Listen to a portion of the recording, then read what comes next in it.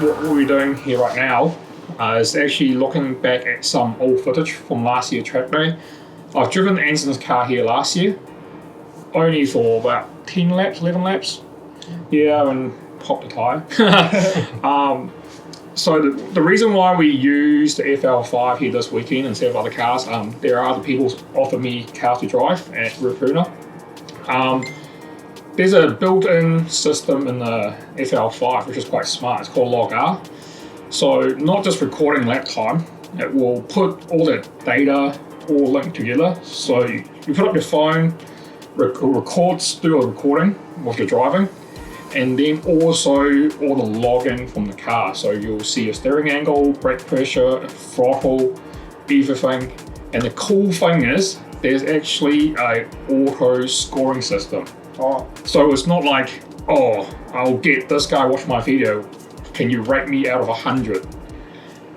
It's actually quite smart in the system. It will work out how well you corner, G-force, and etc. So I'll bring up the LogR program and then we can look through it. LogR, skip, bring up the last outing at Ruapuna, which was the 1.17. So you can see down here, it actually gives you the scoring. We'll bring up the first one. It brings all this up. If you swipe it over, and if you press play, this is all the recording for my driving. So my top speed, steering angle, G-force, and all that. Also, after you finish the lap, it gives you a rating. So the 41.7, see at the moment we're kind of lacked on the variation and G-force, or the G-force average. So when the car understeers, the G-force actually stops. So the computer will work out you're not cornering 100% perfect. That's where we got the mark down. It actually goes back to all of this, and you can watch through it and see if you're actually on the throttle fully and you're braking perfectly. Yeah. So you can see all that, which is quite cool. That is very cool. Yeah. So at Hampton, I've driven another FL5 Type R. Yeah.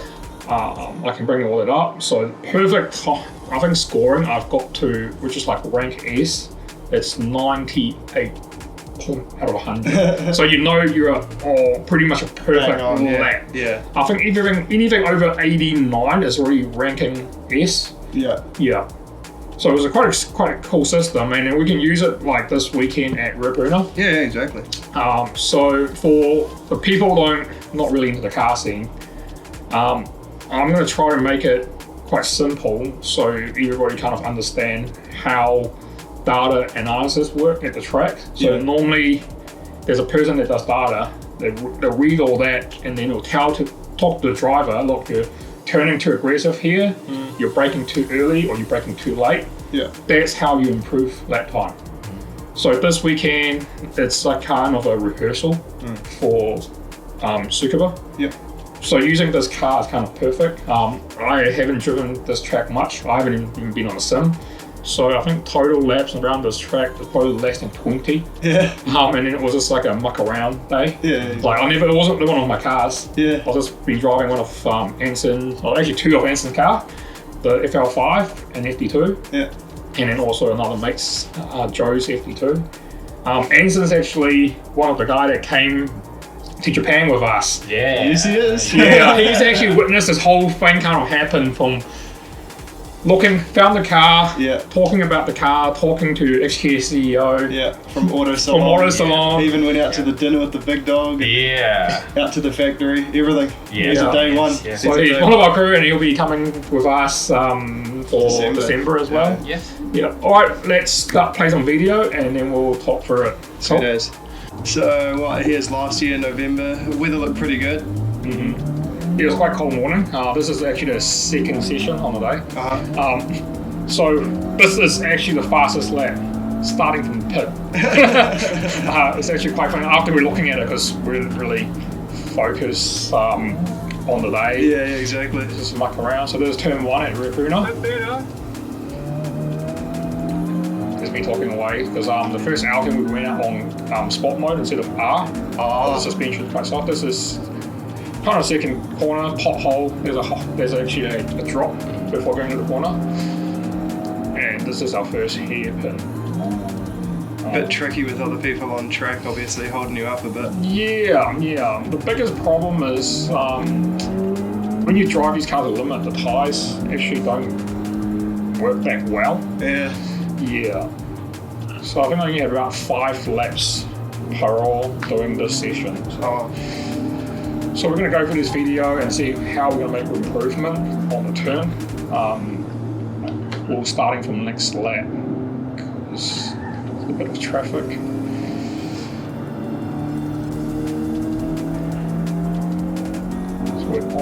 So what's the sort of track layout? Is there many straights or mainly corners? I think the track actually have like 2 or 3 different configurations.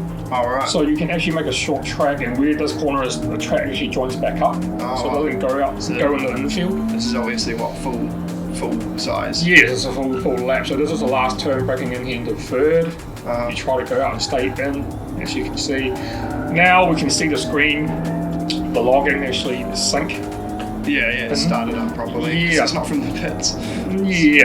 So you can see the time now. It will pop up. So you can see. So the first lap was 1:41.7. You watch this lap when it's counting. You can see what happened. So here the tires were slippery. I didn't go all the way out and just cut in. Plus there was a car in the way.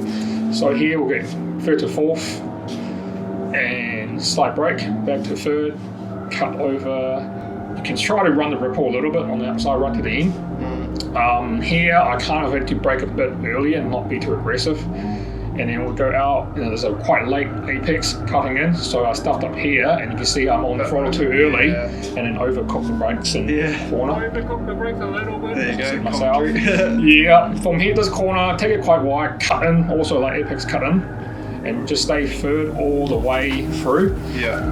Because of the car, there's nothing camber and tyres, I tried to try different lines. So this lap, we went out and tried to cut in and try to curve that corner a bit better. But tidy it up, but it's actually not the fastest way. So next lap we'll talk about how to go get a bit faster. Through here, third as well.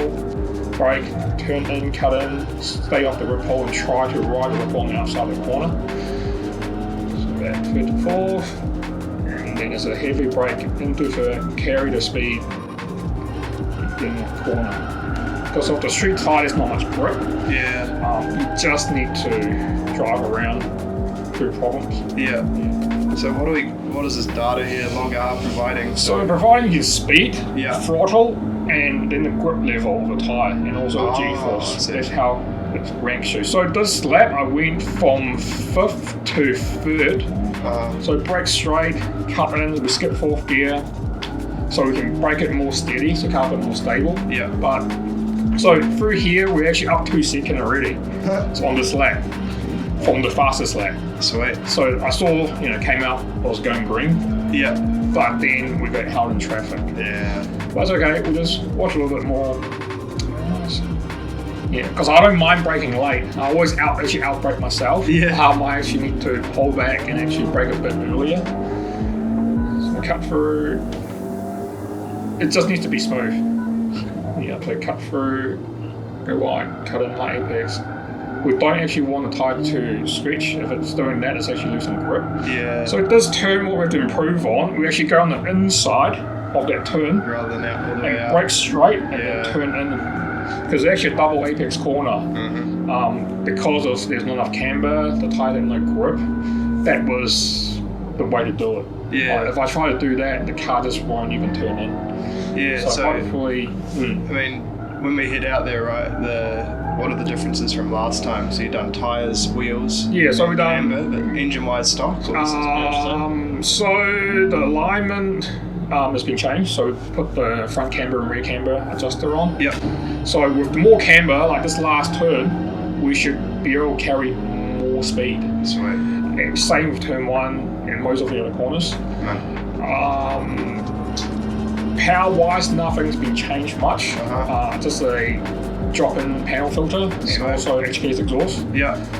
And wheels and tyres, obviously. Yeah, and going down the size, right? Yes, going down to 18 instead of the stock 19. Wow. Yeah. Okay. So I think on the corner exit, I have to be quite patient. There's a lot of mid-range power in these cars. Yeah.